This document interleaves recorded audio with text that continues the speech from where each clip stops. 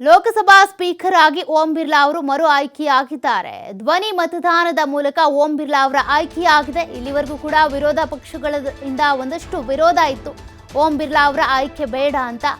ಅವರೇ ಈಗ ಮತ್ತೆ ಮುಂದುವರಿತಾ ಇದ್ದಾರೆ. ಓಂ ಬಿರ್ಲಾ ಅವರಿಗೆ ಈಗ ರಾಹುಲ್ ಗಾಂಧಿ ಸೇರಿದಂತೆ ಪ್ರಧಾನಿ ಮೋದಿ ಎಲ್ಲರೂ ಕೂಡ ಶುಭ ಕೋರಿದ್ದಾರೆ.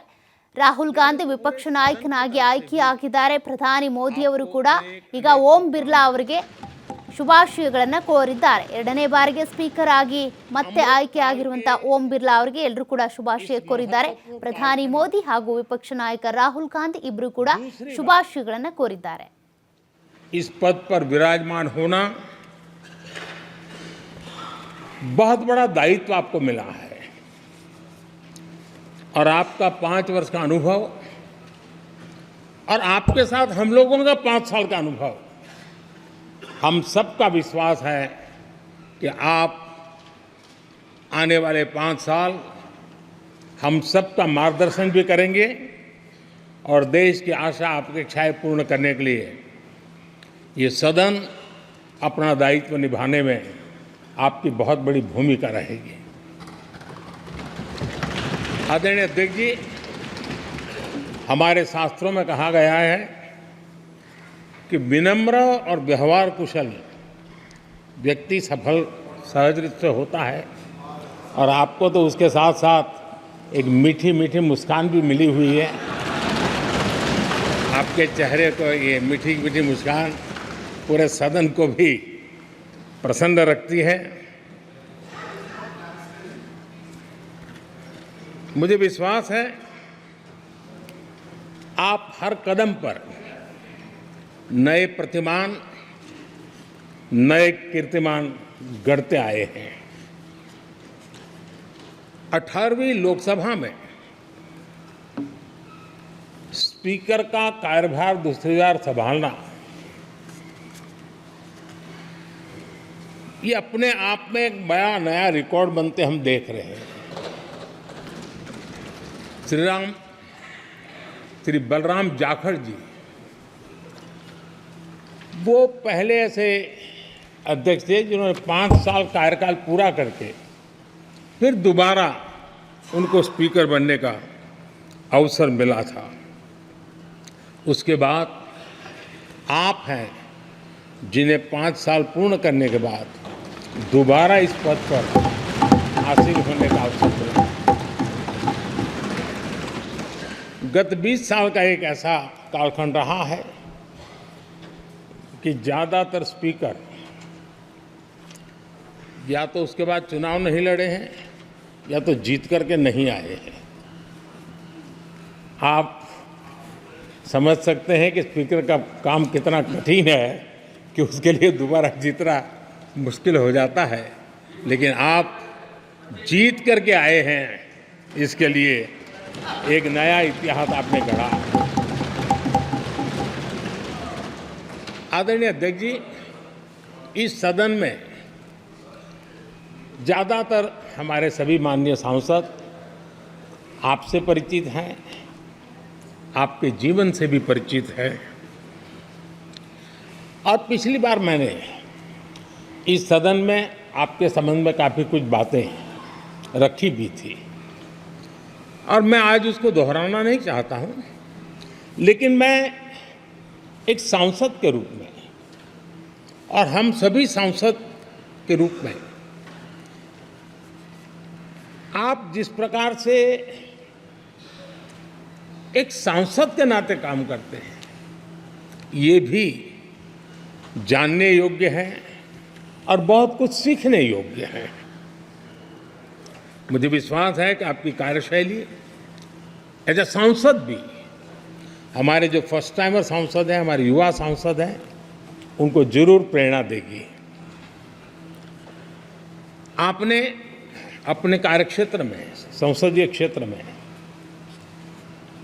स्वस्थ माँ और स्वस्थ शिशु एक कमिटमेंट के साथ जो अभियान चलाया है और सुपोषित माँ, इस अभियान को आपने जिस प्रकार से अपने क्षेत्र में प्राथमिकता देकर के खुद को इन्वॉल्व करके किया है वो वाकई प्रेरक है. आपने कोटा के ग्रामीण क्षेत्रों में हॉस्पिटल ऑन व्हील्स, ये भी एक मानव सेवा का उत्तम काम, जो राजनीतिक कामों के सिवाय करने वाले कामों में आपने चुना है, वो भी अपने आप में गांव-गांव लोगों को स्वास्थ्य सेवाएं पहुंचाने में मदद कर रहा है। आप नियमित रूप से गरीबों को कपड़े, कंबल, मौसम के अनुसार छाता की जरूरत है छाता,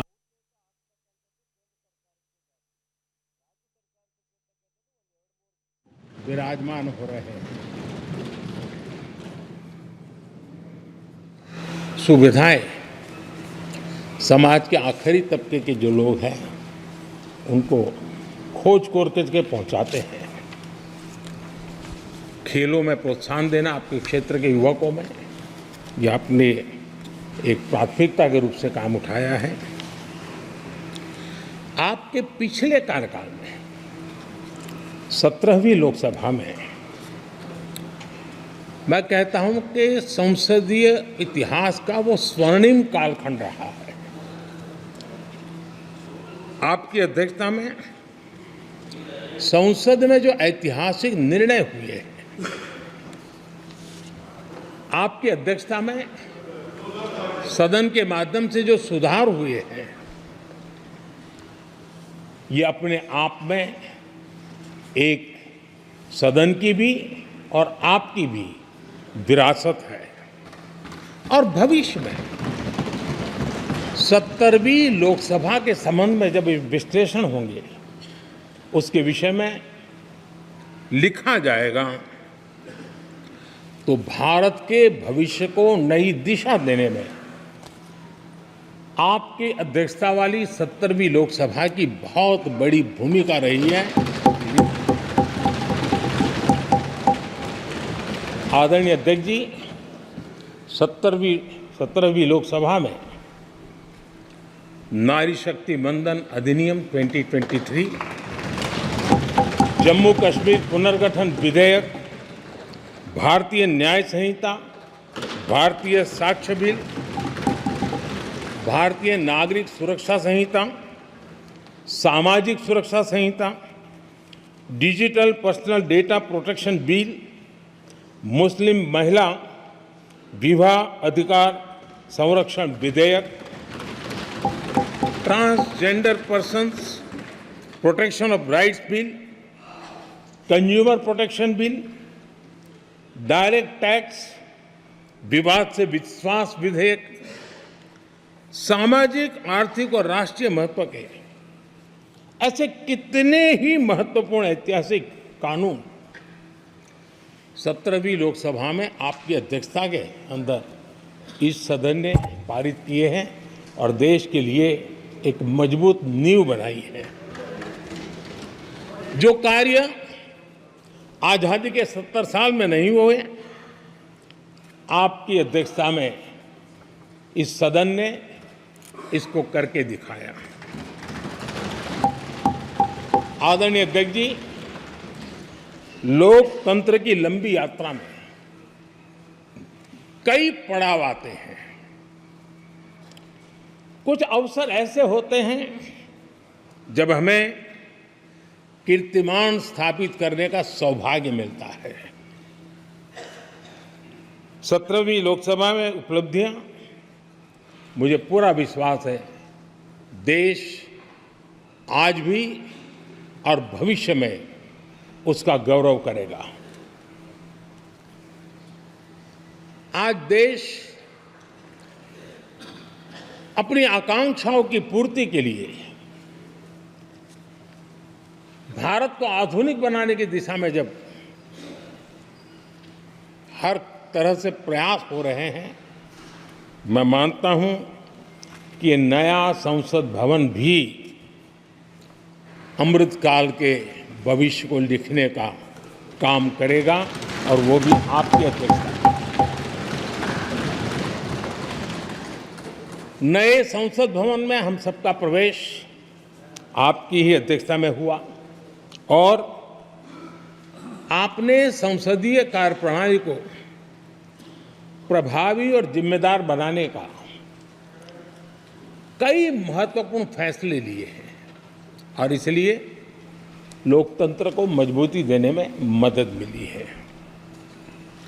लोकसभा में हम पेपरलेस डिजिटल व्यवस्था से आज काम कर रहे हैं। पहली बार आपने सभी माननीय सांसदों को ब्रीफिंग के लिए एक व्यवस्था खड़ी की। इससे सभी माननीय सांसदों को भी आवश्यक रेफरेंस मटेरियल मिला। उसके कारण सदन की चर्चा अधिक पुष्ट हुई और ये आपका एक अच्छा इनिशिएटिव था जिसने सांसदों में भी विश्वास पैदा किया। हाँ, मैं भी कुछ